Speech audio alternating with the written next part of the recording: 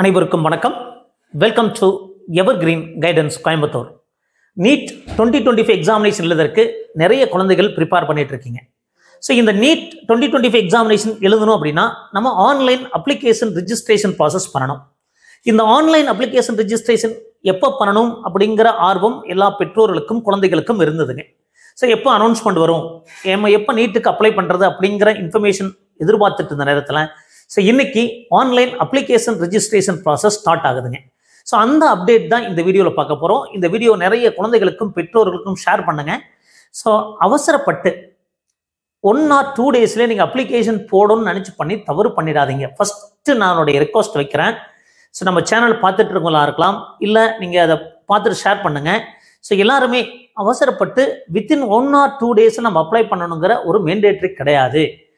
பொறுமையாக என்னென்ன டாக்குமெண்ட் வேணும்னு ஸ்டடி பண்ணி பார்த்துட்டு நீங்கள் ப்ராஸ்பெக்டஸ் ரீட் பண்ணி அதுக்கப்புறம் பொறுமையாக அப்ளை பண்ணலாம், அவசரப்பட வேண்டாங்க. ஸோ இந்த நோட்டிஃபிகேஷனில் என்ன சொல்லியிருக்காங்க, National Testing Agency is inviting online application for NEET UG 2024 for the admission to the undergraduate medical courses in all medical institutions in India.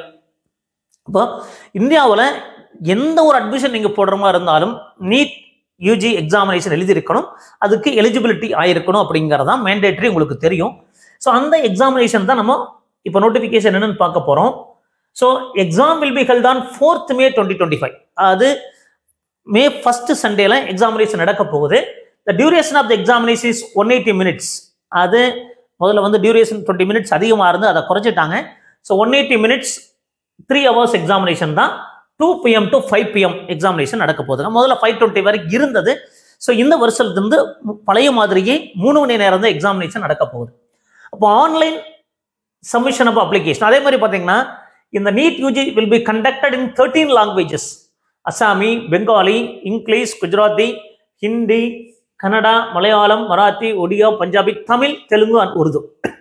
இந்த 13 லாங்குவேஜஸில் எக்ஸாமினேஷன் நடக்குங்க. ஸோ 12 ரீஜனல் லாங்குவேஜில் நடக்குது.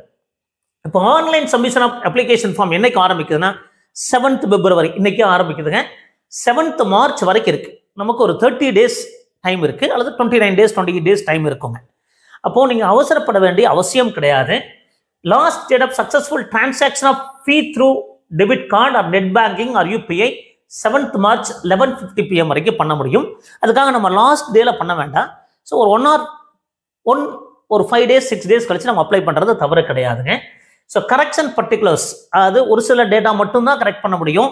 ஸோ அதனால அது வந்து 9th to 11th March கொடுப்பாங்க.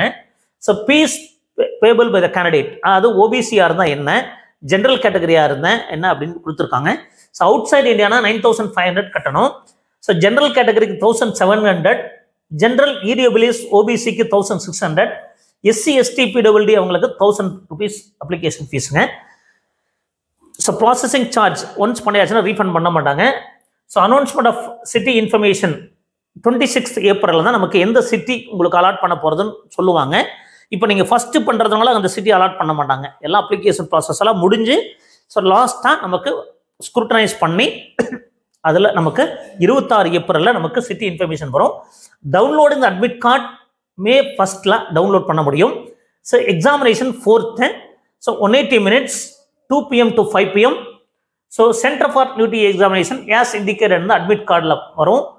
So display of the record of responses and answers keys will be, அதாவது நீங்கள் என்ன எக்ஸாமினேஷன் எழுதுனீங்க OMR ஸ்கேன் அதனுடைய ரெக்கார்ட் எல்லாமே நமக்கு கொடுப்பாங்க.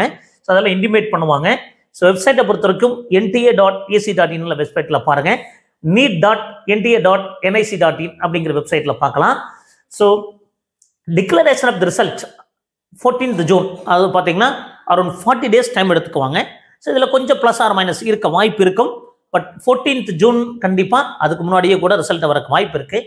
அப்போது இந்த இன்ஃபர்மேஷன் புல்லட்டின் டெஃபினட்டாக உங்களுக்கு ஹெல்ப்ஃபுல்லாக இருக்கும். ஸோ இதில் டீட்டெயில்ஸ் பாருங்கள். Candidate can apply NEET UG through the online mode only. So இந்த வெப்சைட்டில் நீங்கள் போய் பண்ணணும், neet.nta.nic.in வெப்சைட்டில் போய் பண்ணணும். ஸோ இதில் candidate has to upload the recent passport size photograph, address proof, scan signature etcetera. For detailed information, please read the information bulletin carefully.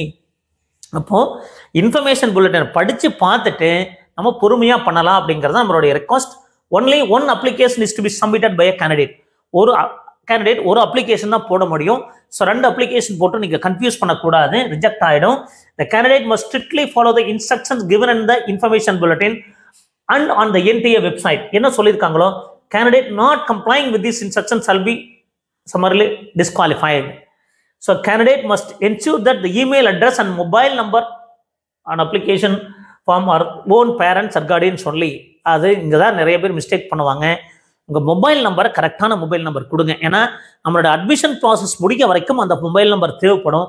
அதே மாதிரி இமெயில் ஐடி இதுக்குன்னு ஸ்பெசிஃபிக்காக நீங்கள் கொடுத்தாலும் சரி, ஆல்ரெடி யூஸ் பண்ணிட்டு இருக்க மெயில் ஓப்பன் ஆகி நீங்கள் செக் பண்ணி பார்த்துட்டு கொடுங்க.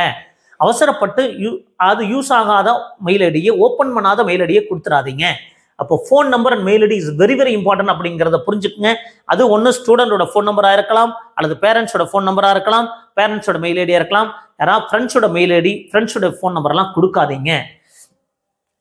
So candidate who are desired to appear in a NEET UG 25 must may see that detailed information bulletin available on the website. இதெல்லாம் பார்த்து இன்ஃபர்மேஷன் புல்லட்டின் படித்து பார்த்துட்டீங்க அப்படின்னு சொல்லிட்டு தான் உங்களுக்கு அப்ளிகேஷன் ப்ராசஸ் பண்ணுவாங்க. அப்போ நீங்கள் இன்ஃபர்மேஷன் புல்லட்டின் படித்து பார்க்காம யாராவது ஒருத்தர் சொல்கிறாங்கிற அந்த இன்ஃபர்மேஷன் பேஸ் பண்ணி, மேபி இப்போ யூடியூப் சேனலில் சொல்கிறாங்க, நம்ம டீட்டெயில் இன்ஃபர்மேஷன் கொடுக்குறோம், அதை மட்டுமே பேஸ் பண்ணி நீங்கள் அப்ளிகேஷன் ப்ராசஸ் பண்ணிடாதீங்க. இன்ஃபர்மேஷன் புல்லட்டினை 1 or 2 days எடுத்து படித்து பார்த்துட்டு நீங்கள் தவறு இல்லாமல் பண்ணணும் அப்படிங்கிறது நம்மளுடைய வேண்டுகோள். டைம் இருக்குது அப்படிங்கிறத புரிஞ்சுக்குங்க. 7th March, அது இன்னைக்கு பார்த்தீங்கன்னா 7th February 7th March வரைக்கும் டைம் இருக்குது. ஃபீஸ் என்னங்கிறத பாருங்கள். உள்ள பொறுமையாக ஸ்டேஜ் பை ஸ்டேஜ் போங்க. இப்போ கூட நான் போய் பார்த்தேன், அதாவது உங்களுடைய நேம் கரெக்டாக இருக்குதான்னு கேட்குறாங்க, திருப்பி கன்ஃபர்மேஷனாக இருக்க கேட்குறாங்க. அது name, parents name, date of birth இதெல்லாம் கன்ஃபர்மேஷனாக இருக்க கேட்குறாங்க. அப்போ இதெல்லாம் பொறுமையாக பண்ணுங்க. என்னென்ன டாக்குமெண்ட் வேணும் அப்படிங்கிறத தெளிவாக எடுத்து வச்சுட்டு, அதை ஸ்கேன் பண்ணி வச்சுட்டு, என்ன சைஸ் வேணும் அப்படிங்கிறத பார்த்துட்டு தவறு இல்லாமல் பண்ணணும் அப்படிங்கிறத நம்மளுடைய வேண்டுகோள். ஸோ இந்த வீடியோ மறக்காமல் நிறைய பேருக்கு ஷேர் பண்ணுங்கள். மறக்காமல் எங்கள் சேனல் பிடிச்சிருந்தா லைக் பண்ணுங்கள், வீடியோஸ் பிடிச்சிருந்தா லைக் பண்ணுங்கள். மீண்டும் ஒரு நல்ல பதிவுடன் உங்களை சந்திக்கின்றேன். நன்றி, வணக்கம்.